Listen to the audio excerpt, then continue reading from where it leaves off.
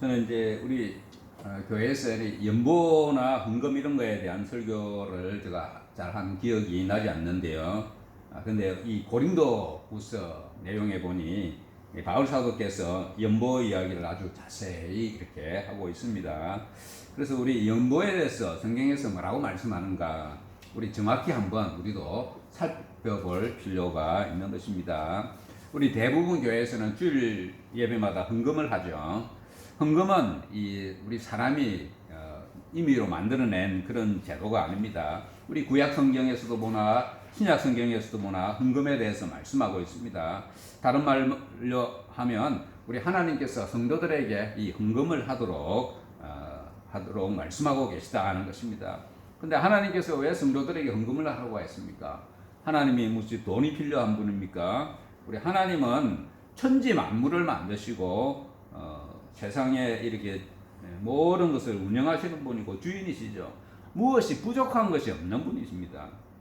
이 헌금은 하나님께서 이렇게 필요해서 하시는 것이 아니고 또 그것을 통해서 우리 교회들이 이 복음 전도와 목양과 또 교회를 바로 세우기 위해서 쓰라고 헌금을 하라고 하시는 것입니다. 우리 예배 때마다 헌금을 드리는 우리는 이제 그냥 일반 습관화되어서 이렇게 할 것이 아니라 헌금에 대해서 다시 한번 올바른 생각을 가지고 드릴 필요가 있습니다. 우리가 믿음이 없이는 진정한 헌금을 드릴 수도 없습니다. 헌금은 많이만 드린다고 하나님 기뻐하시지 않습니다. 하나님께서 헌금을 드리는 그 사람의 마음과 그 중심을 보십니다. 그리고 헌금을 통하여서 드리는 자의 그 신앙이 증명이 되는 것입니다. 사도행전에 보면 우리가 잘 아시는 내용이지만은 아나니아와 삽비라 부부가 나오죠. 이야기가 나옵니다. 이 부부는 교회에 헌금을 많이 했습니다. 그런데 헌금을 많이 하고 나서 어떻게 됩니까? 하나님의 저주를 받아서 죽게 되죠. 그것은 헌금을 드리는 그 사람의 마음 중심이 좋지 못하였기 때문입니다. 밭을 팔아서 일부를 드리면서 내 밭 팔은 거 다 드려야겠다. 괜히 거짓말했다가 사도를 속였는데 그것은 성령을 속인 것이 되어죠. 헌금은 올바른 마음과 자세로 해야 하는 것입니다.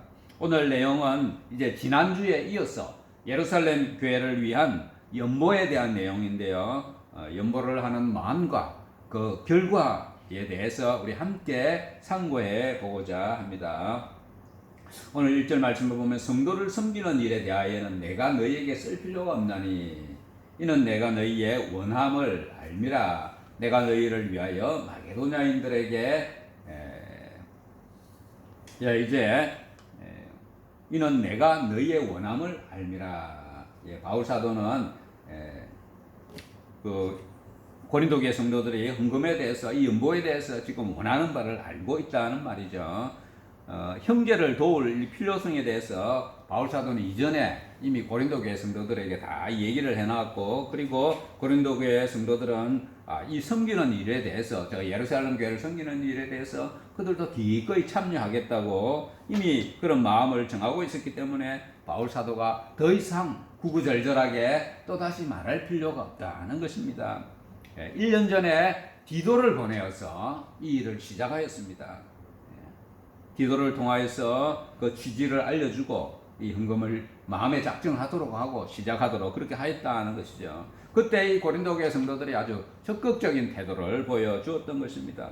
그래서 더 이상 얘기하면 헌금 뭐 어떻게 해야 된다 하면 잔소리가 된다는 것입니다. 그런데 이 고린도 교회와 이 바울 사이에 뭔가 맞지 않는 거 아니면 뭐 불편한 일이 있었는지 이 작정한 헌금을 하는 것이 제대로 진행이 되지 않고 있었습니다. 자, 오늘 내용에서는 이제 연보라는 말이 나오는데요. 이 연보라는 용어가 뭐 우리가 잘 안 쓰는 용어인데 또 궁금하실 수가 있죠. 제가 어릴 적에 교회 다닐 때는 헌금이라는 말보다는 연보라는 말을 썼습니다. 근데 이 언제부턴가 연보라는 말이 사라지고 요즘은 다 교회에서 헌금이다 이렇게 말로 대체해서 사용하죠. 그래서 제가 어제 이거 사전을 한번 찾아보았는데요. 이 연보가 무엇인가 사전을 찾아보니까 자기의 재물을 내어서 남을 도와주는 것, 뭐 이렇게 되어 있었는데요. 예, 우리가 드리는 이 헌금하고는 개념이 딱 맞지는 않는 그런 개념이었습니다. 이것을 이제 원래 나오는 헬라 원어적인 의미에는 연보라는 것은 진실하다는 의미가 들어있고 풍성하다는 의미가 들어있고 복이다는 이 세 가지 의미가 들어있다고 합니다. 그래서 우리 사전에 나온 의미와 또 우리 헬라어적인 이런 의미를 한번 종합해 보면 우리가 주를 위해서, 주의 나라를 위해서 정직하고 진실하게 드리는 제물이다. 이 정도로 우리가 연보를 해석할 수가 있겠습니다. 이제 내가 너희를 위하여 마게도냐인들에게 아가야에서는 1년 전부터 준비하였다는 것을 자랑하였는데 과연 너희의 열심이 풍많은 사람들을 분발하게 하였느니라. 예, 바울은 지금 이제 고린도 교회를 떠나서 그 마게도니아라는 지역에 있었는데요. 그곳에 머물러 있는 동안 그곳 성도들에게 이 고린도 교회에 대해서 자랑을 했다는 것입니다. 고린도 교회 성도들은 어려움을 당한 저 예루살렘 교회를 도우고자 하는 아름다운 마음이 있다는 것을 이렇게 이야기해주고 자랑했다는 것입니다. 그래서 1년 전 시점으로 돌아가서 생각해 보면 이 고린도 교회 성도들이 아주 이 일에 아주 적극적인 그런 모습을 보여준 것 같아요. 이 고린도 교회는 원래 이 지식이 뛰어난 사람, 배운 사람들이 많이 있었습니다. 그런데 영적으로는 좀 이렇게 문제가 많은 교회였습니다. 그런데 이제 바울이 계속 근면하고 뭐 이런 일들을 통해서 또 디도를 보내고 함으로써 뭐 점점 회복되어 가지 않았나 그렇게 생각이 됩니다. 그래서 바울은 고린도 교회 성도들을 믿었고 그런 와중에 당신들 예루살렘 교회를 좀 도와주시오 이렇게 근면했다는 것입니다. 참 이 교회가 성도들의 신앙이 약하고 문제가 많으면 이런 요청 못합니다. 어떻게 다른 교회를 도우라고 할 수 있겠습니까? 그러나 신앙이 점차 또 회복되어 가는 과정 중에 있었기 때문에 뭐 이런 요청도 한 것이 아닌가 그렇게 보여집니다. 바울 사도는 이런 고린도 교회 성도들에 대해서 마게도니아에 머무르면서 막 자랑했다는 것이죠. 근데 이 고린도 교회의 선행의 여지가 또 다른 지역의 성도들을 분발하게 했다는 것입니다. 고린도 교회가 저 예루살렘 교회를 도우려고 한다 이 이야기를 하니까 이 마게도냐 지역에 있던 교회들도 그럼 우리도 해야 되지 않느냐 이래서 서로 분발하게 되었다는 것입니다. 우리 교단 내에서도 보면요, 우리 재건교회 교단 내에서도 보면 한 교회가 재난을 당한다든지 어떤 어려움을 당했을 때 먼저 한 교회가 뭐 의무는 없죠 우리가. 그런데 어떤 한 교회가 도움을 손길을 내밀면 다른 교회들이 쭉 따라서 하는 것을 보게 됩니다. 그래서 누군가가 이런 또 선한 일을 먼저 시작하는 것이 중요하죠. 그런데 이 형제들을 보낸 것은 이 일에 너희를 위한 우리의 자랑이 헛되지 않고 내가 말한 것 같이 준비하게 하려 함이라. 홍 마게도냐인들이 나와 함께 가서 너희가 준비하지 아니한 것을 보면 너희는 고사하고 우리가 이 믿던 것에 부끄러움을 당할까 두려워하노라 이렇게 말합니다. 이제 조만간 바울이 이 마게도냐의 성도들 몇 사람 데리고 고린도 교회를 방문할 예정인데 그때 가서 이제 바울이 칭찬한 내용이 사실이 아니다 이러면 곤란하죠. 아주 고린도 교회 성도들 정말 예루살렘 교회를 위한 그 마음이 정말 선한 마음을 가지고 있고 헌금도 이렇게 하려고 예정이었다 이렇게 칭찬해 놓았는데 가보니까 이 헌금도 안 되고 뭔가 이런 곤란한 상황이 되면 안 된다는 거죠. 그러면 서로가 부끄러움을 당하게 된다 이렇게 말을 하면서 어쨌든 바울은 사람을 보내어서 정말 그들이 작정한 것을 이행하도록 다시 한번 요청하고 있습니다. 참 좋은 의도를 가지고 일을 시작했다는 것이 중요하죠. 근데 시간이 지나면서 허지부지 되면 그것을 칭찬한 사람이 민망하고 무엇보다 당사자들이 부끄럽게 되는 것입니다. 그러므로 내가 이 형제들로 먼저 너희에게 가서 너희가 전에 약속한 연보를 미리 준비하게 하도록 권면하는 것이 필요한 줄로 생각하였노니 이렇게 준비하여야 참 연보답고 억지가 아니니라. 하나님 이제 바울은 이제 나중에 급하게 억지로 연보하지 않도록 미리 사람을 보내어서 좀 준비하도록 이렇게 한다는 것이죠. 하나님께 드리는 연보를 할 때 참 연보답게 해야 되죠.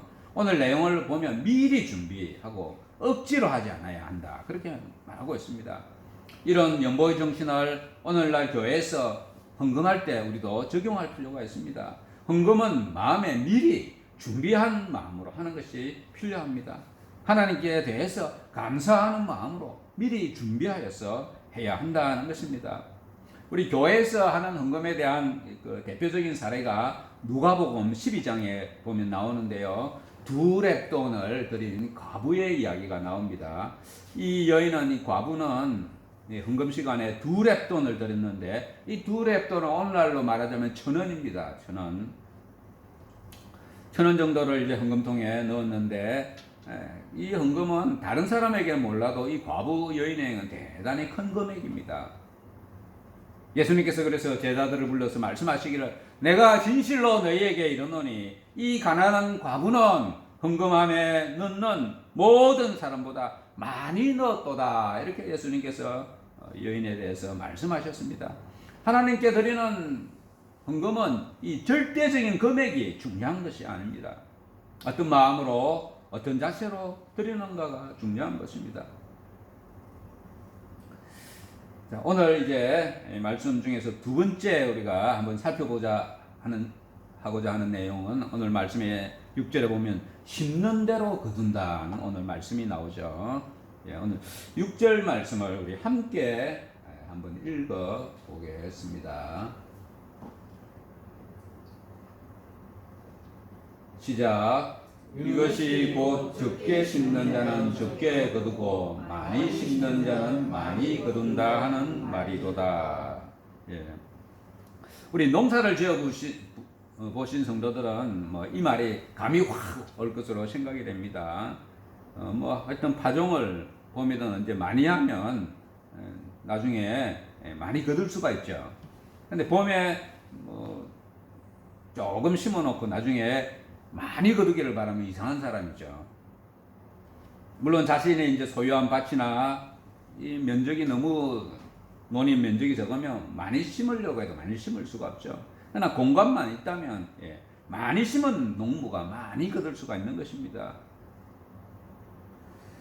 바울 사도는 이 농부의 심고 거두는 예를 오늘 연보에 비유해서 말씀하고 있습니다. 그런데 우리가 이제 이 말씀을 가지고 연보를 하나님으로부터 복을 많이 받겠다고 연보를 많이 드린다는 생각을 한다면 또 그것은 옳지 않은 생각입니다. 연보를 드릴 때는 주의 나라를 위해서 헌신하는 마음으로, 그리고 자원함으로, 기쁨으로 드리는 것이 중요합니다. 이런 자들에게 하나님께서 복을 다하여 주신다는 것입니다.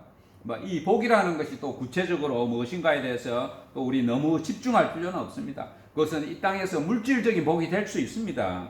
또 천국의 복이 될 수 있습니다. 우리 영적인 복이 될 수도 있습니다. 하나님은 원하시면 모든 것을 하실 수가 있는 분입니다. 오늘 말씀에서 많이 드린다는 개념, 이것도 상대적인 개념이죠. 부자가 연보를 많이 하는 것과 가난한 사람이 연보를 하는 것을 똑같이 놓고 부자가 많이 드렸다 이렇게 할 수는 없죠. 하나님께서 누가 얼마나 많은 연보를 했느냐 보다 그 사람의 마음과 형편과 처지를 다 아시고 받으시는 분입니다. 앞에서도 잠시 말씀을 드렸는데 과부가 드린 이 두 렙돈 고작 1,000원이죠. 근데 하나님께서 그것을 아주 기쁘시게 받으셨다는 것입니다.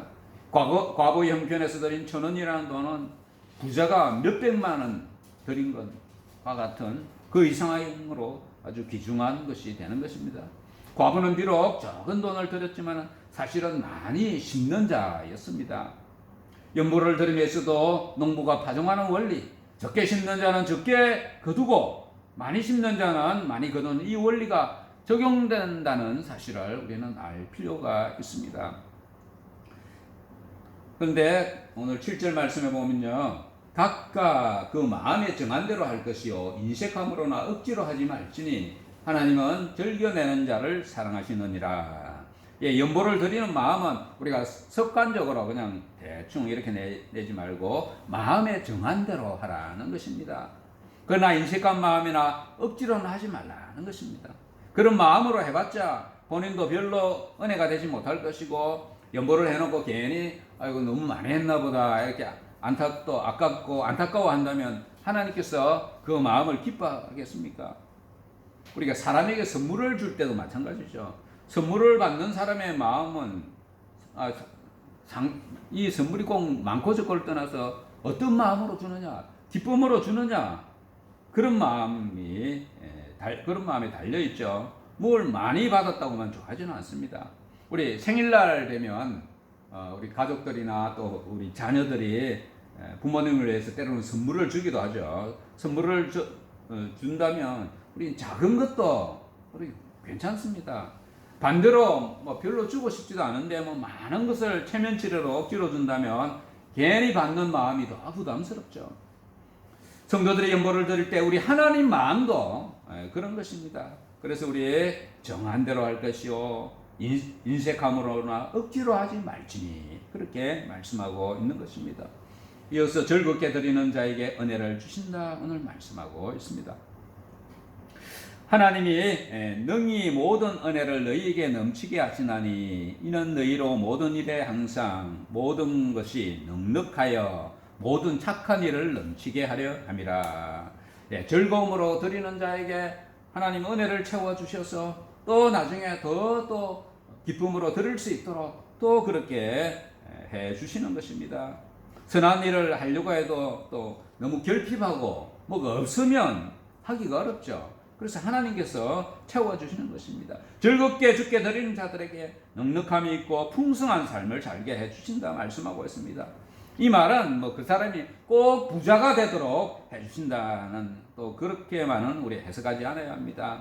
우리 베푸는 사람들을 보면 뭐가 많아서 꼭 베풀지는 않죠. 마음이 넉넉한 사람이 볼 수가 있는 것입니다. 먼저 하나님 주신 것에 감사하고 자족하는 사람이 베풀 수가 있는 것입니다. 그래서 오늘 말씀하고 있는 모든 일에 항상 모든 것이 넉넉하여 착한 일을 넘치게 한다는 말은 뭐 어느 정도 물질적으로 풍성함도 있겠지만 또 마음의 여유와 자족함이 있는 그런 은혜를 주신다는 것을 우리는 해석할 수가 있습니다.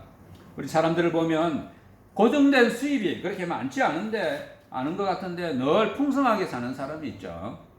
다른 사람에게 뭐 베풀기도 하고, 그럼에도 불구하고 자신이 부족함이 없고 풍성한 사람들이 있는 것입니다. 이런 사람들은 하나님의 은혜 가운데 풍성하고 부족함이 없는 삶을 계속 살게 되는 것입니다. 오늘 9절 말씀에 보면요, 기록된 바 그가 흩어 가난한 자들에게 주었으니 그의 의가 영원토록 있느니라. 오늘 이렇게 말씀하고 있습니다. 자신의 자물을 가난한 자들에게 베풀어 주는 자들 하나님께서 영원토록 기억해 주신다는 것입니다. 연보를 드리는 것이나 가난한 자들에게 베푸는 것이나 다 하나님께서 기억하시는 것입니다. 사람들은 일반적으로 자신을 알리고 드러내고 누군가에게 기억되기를 바라죠. 그런데 그래서 권세가 있는 집에서 이 경조사가 있으면 결혼을 하거나 상을 당하게 하면 사람들이 막 이렇게 많이 가죠.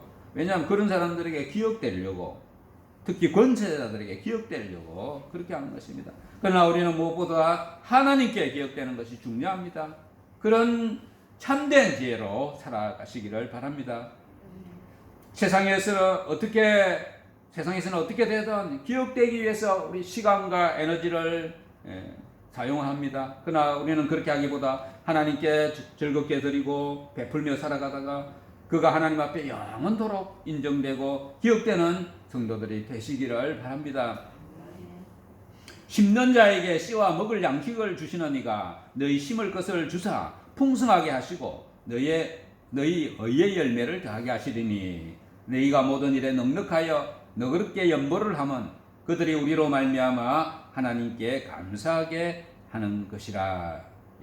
농부가 봄에 씨를 뿌리면 가을 추수 때가 되면 양식을 얻을 수가 있죠. 반대로 씨를 뿌리지 않고 심지 않는 자는 거둘 것이 없습니다. 마찬가지로 주의 나라를 위해서 가난한 자들을 위해서 드리고 베푸는 자에게는 때가 되면 하나님께서 풍성한 열매를 주시는 것입니다. 그리고 그 사람을 통하여 은혜를 입은 자들이 하나님 앞에 감사하게 될 것이고 그 일이 하나님께 영광 돌리는 일이 되는 것입니다. 받는 자나 베푸는 자나 모두가 함께 하나님께 영광을 돌리게 되는 것입니다. 우리가 세상적인 논리를 따져보면 남에게 주는 것은 그냥 없어지는 거죠. 그러나 하나님은 그것을 심는 것이다. 그렇게 말씀하고 있습니다. 우리 참 신기한 비유의 말씀이죠. 이것을 우리가 믿음으로 받아들이는 저와 여러분들 되시기를 바랍니다. 오늘 세 번째 내용으로서 마게도냐 교회와 고린도 성도들의 한 연보가 그래서 어떤 영향력을 끼치게 되었는가 오늘 말씀하고 있습니다. 오늘 12절 말씀을 우리 함께 읽어보겠습니다. 시작. 이 봉사의 직무가 성도들의 부족한 것을 보충할 뿐 아니라 사람들이 하나님께 드리는 많은 감사로 말미암아 넘쳤느니라. 예루살렘 교회를 위해서 한 연보를 지금 봉사다 그렇게 표현을 하고 있습니다. 이 연보에는 자신의 사실은 희생들이 들어있죠. 고린도 교회는 좀 이렇게 여유가 있는 교회지만은 특히 마게도냐 교회는 아주 가난한 사람들이 모여 사는 그런 사람들인데 그곳에서 헌금이 많이 나왔다고 지난주에 말씀이 있었습니다. 그래서 이 연보에는 사실은 자신의 희생들이 들어있죠. 그래서 오늘 봉사다 그렇게 말하고 있는 것입니다. 이 봉사는 예루살렘 교회의 가난한 성도들에게 실질적으로 도움을 줄 뿐 아니라 하나님을 향한 감사가 넘쳐나게 한다는 것입니다. 이런 일을 통해서 누가 첫째 감사하겠습니까? 첫째는 도움을 받은 예루살렘 교회 성도들이 감사하게 되죠. 그리고 도움을 준 성도들은 또 예루살렘 성도들이 힘을 얻고 기뻐하고 감사하는 것을 보면서 그들도 감사하게 되는 것입니다. 그래서 이런 헌신과 봉사를 통해서 많은 감사들이 넘쳐나게 될 것이다 말씀하고 있습니다. 얼마 전에 파리에서 있었던 올림픽이 끝났는데 이 올림픽을 보면서 우리 많은 사람들이 기뻐하죠. 거기에 참여한 사람만 기뻐하는 것이 아니고 메달을 딴 사람만 기뻐하는 것이 아니고 많은 사람들이 전 세계의 많은 사람들이 즐거워하고 기뻐합니다. 우리 함께하고 우리 즐거워하고 함께 이 감사한다는 게 참 중요한 의미가 있습니다. 이 예루살렘 교회를 위한 참된 연보는 오늘 봉사다 그렇게 말씀하고 있는데요. 이것을 통하여서 이 모두에게 감사함이 넘치게 된다는 것입니다. 그리고 이 진실된 봉사는 믿음의 증거가 된다 오늘 말씀하고 있습니다. 오늘 13절 말씀에 보면요. 이 직무로 증거를 삼아 너희가 그리스도의 복음을 진실히 믿고 복종하는 것과 그들과 모든 사람을 섬기는 너희의 구한 연보로 말미암아 하나님께 영광을 돌리고 이렇게 말씀하고 있습니다. 예루살렘을 위한 연보에 참여하는 것이 그 사람의 신앙, 그 사람의 진실된 신앙이 있다는 증거가 된다는 것입니다. 오늘날에도 우리가 물질과 신앙은 아주 깊은 연관이 있습니다. 자신의 돈이나 물질을 어떻게 사용하는가 그 사람의 신앙의 증거가 되는 것입니다. 끝으로 보면 대단히 좋은 신앙을 가졌는데 이 돈을 사용하는 모습은 만약 이기적이고 편협하다면 그 사람의 신앙은 좀 병든 신앙, 잘못된 신앙이라 할 수가 있습니다. 믿음의 사람은 돈에 대해서 바른 자세를 가지게 됩니다. 탐심을 부리지 않습니다. 재물에 대해서 선한 청지기의 자세를 가지게 되는 것입니다.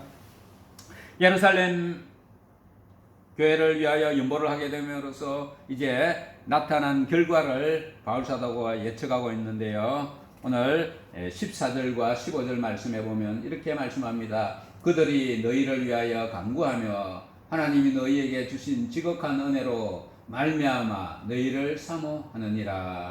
말할 수 없는 그의 은사로 말미암아 하나님께 감사하노라. 그동안 이 예루살렘 교회와 이방인 교회들은 이제 거리적으로도 많이 떨어져 있었지만은 한쪽은 예루살렘 교회는 유대인들 교회죠. 유대인들 중심으로 모여 있는 교회고 이 마게도냐 이런 고린도 지역 이런 데 있는 데는 이방인들이 많은 교회들입니다. 그래서 그런데 이제 이런 헌금을 이렇게 물질을 도움으로써 도움을 준 형제 교회들을 위해서 이 예루살렘 교회가 기도하게 될 것이고, 그러다 보면 서로가 또 교류가 깊어지고 하나님께 감사하게 되는 그런 관계가 틀림없다, 오늘 말씀하고 있는 것입니다. 오늘 말씀을 맺도록 하겠습니다. 바울 사도는 연보의 이 원리와 연보의 바른 자세, 그리고 연보가 교회들에게 어떤 영향을 끼치게 되었는가, 오늘 이 말씀을 중점적으로 오늘 말씀하고 있습니다. 먼저 연보는 농부가 파종하는 것에 비유된다는 것입니다. 누구든지 연보를 하되 주의 나라를 위해서 씨를 뿌리는 마음으로 하는 것이 필요합니다. 그리고 파종하는 자는 때가 되면 열매를 거두게 됩니다. 하나님께서 주시는 복을 받게 되는 것입니다. 그러나 우리는 이 말씀을 잘못 적용하지 않아야 되죠. 우리가 물질적인 복을 받기 위해서 연보를 하는 수단으로 삼아서는 안 되는 것입니다. 우리는 연보를 하되 주의 나라를 위해서 씨를 뿌리는 마음으로 해야 하는 것입니다. 열매는 따라오게 되는 것입니다. 이제 또 연보는, 우리 연보의 자세에 대해서는 준비된 마음으로 해야 된다 말씀하고 있습니다. 마음에 정한 대로 하되 억지로 하지 말고 인색하게 하지 말라는 것입니다. 자원하는 마음이 없이 억지로 하는 것은 하나님을 기쁘시게 할 수가 없습니다. 하나님은 가난한 분이 아닙니다. 연보를 억지로 강요하지도 않습니다. 연보 안 한다고 해서 벌 주지도 않습니다. 그러나 억지로 하지 않아야 하고 사람의 눈치를 보거나 그런 인간적인 마음으로 하지 않아야 하는 것입니다. 우리 자신의 생활과 연보에 대한 우리 예산을 미리 다 잘 세워놓고 우리가 늘 준비된 마음으로 그렇게 하는 것이 필요합니다. 그리고 연보의 결과는 예루살렘을 교회를 위한 연보의 결과에 대해서 우리 감사함이 넘치게 된다는 것입니다. 도움을 받은 예루살렘 교회는 물론이고 도움을 준 형제 교회들에도 감사가 넘치게 되는 것입니다. 환난을 당한 예루살렘 교회가 힘을 얻고 용기를 얻게 될 것입니다. 도움을 준 형제 교회들을 사모하게 되고 그들을 위해서 기도해 주게 될 것입니다. 이들은 하나님께 감사, 형제 교회를 향하여 감사하게 될 것입니다. 형제 교회 성도들도 그들을 보면서 또한 감사하게 되는 것입니다. 우리 모두가 오늘 말씀을 통하여서 헌금에 대해서 우리 바른 자세로 우리 실천할 수 있기를 바랍니다. 주의 나라를 위해서 씨를 뿌리는 마음으로 하고 준비된 마음으로 우리가 헌금을 드릴 수 있어야 하겠습니다. 또한 어려움을 당한 자를 도우는 헌신과 이 봉사의 직분도 잘 감당하다가 우리 하나님께 영광 돌리는 우리 모두가 되시기를 축원합니다.